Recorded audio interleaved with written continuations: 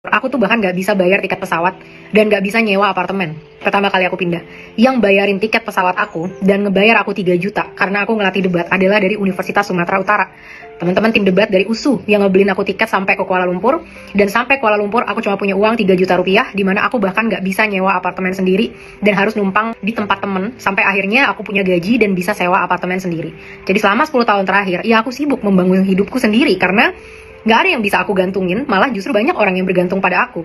Sebagai mahasiswa berprestasi, dengan IPK hampir sempurna, aku bahkan nggak punya privilege untuk bisa mikirin mau S2, karena aku harus segera untuk ngebantu ekonomi keluargaku.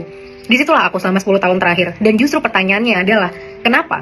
Separah apa kondisi negara kita, sampai orang-orang yang tadinya nggak ngurusin politik seperti aku, bisa kalian cek lah, di pos-pos aku yang lama, pernah aku ngurusin politik? Enggak.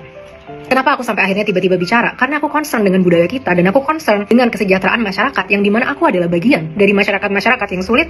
Aku adalah bagian dari orang-orang yang gak punya privilege di Indonesia selain pendidikan aku. Itu satu-satunya privilege yang aku punya di Indonesia gitu ya. Banyak banget yang bilang kalau coba kamu kritisi ketua DPR, coba kamu kritisi mantan Presiden Jokowi. Ya ampun, teman-teman nih ya. Kalau kalian riset sedikit aja, sampai hari ini aku selalu mengkritisi PDIP Perjuangan. Kenapa?